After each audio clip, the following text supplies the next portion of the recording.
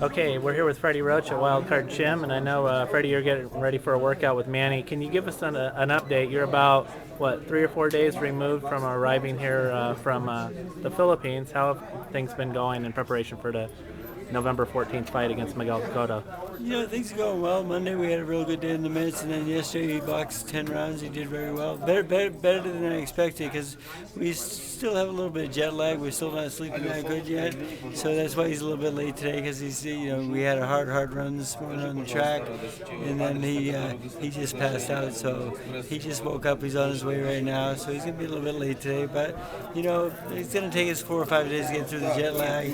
We're gonna box. We're gonna box tomorrow, 11 rounds, and then Saturday we'll peak at 12, and then from that point on we'll start going the other way and start tapering off.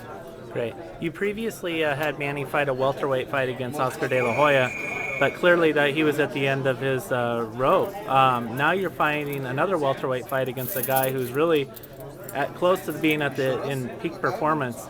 What is that?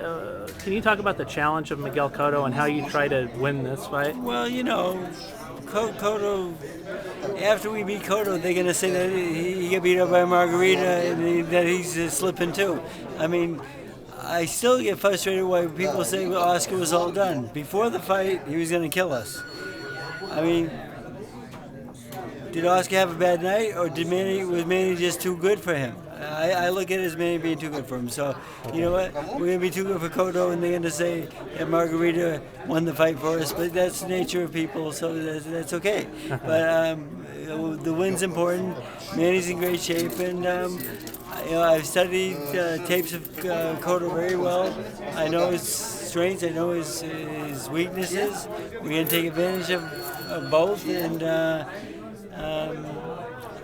I love Manny in this fight. I'm very confident. Manny's on top of his game right now, and he's really getting used to the weight. He's punching harder than I ever saw in my life. He's punching. He hasn't lost any speed. His power is great. He weighed 150 pounds yesterday. The weight's great. No problems. Now I know that you guys were actually, when you picked up your fighter and trainer of the year awards in New York, you were basically able to sit ringside and watch Cotto fight in his last fight against Josh Clottey. What did you observe that evening that made Manny say, yeah, that's a fight I'm going to take. Let's go for it? He's hittable. He's a little bit slow.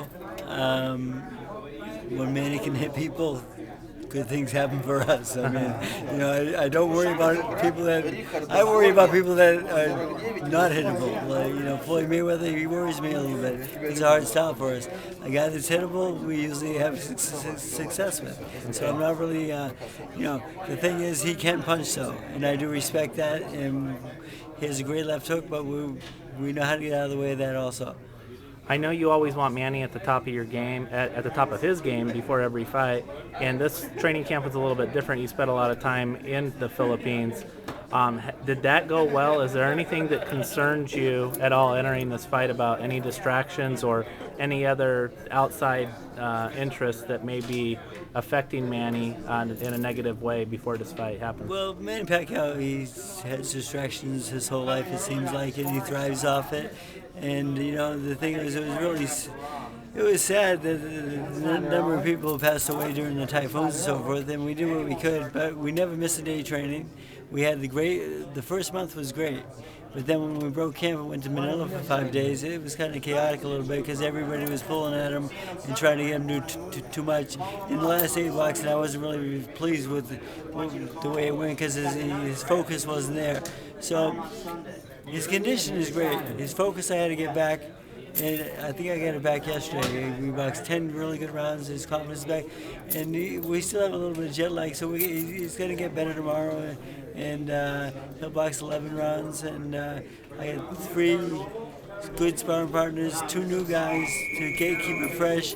Because Manny gets used to sparring partners, he becomes friendly with them, and doesn't really want to hurt them. So I got 2 new guys tomorrow coming in. To replace Urbano Antillon and Jose Luis Castillo, correct? Yes, Who are you bringing in? Rashad Holloway and Ray Beltran. Okay, great. And the environment of Wildcard is sort of like there's chaos going around, but it's like a chaos you can control, right? We can control it. We keep it as quiet as possible, and you know, we know we're going to sell the fight. We know the press has to come in and do their job also. So you know, a little give and take here and there. But his focus is getting better, and we had a great run this morning, and that's why he overslept a little bit this afternoon. But you know what? He's world champion. He deserves it. Okay, great. Thank you, Freddie.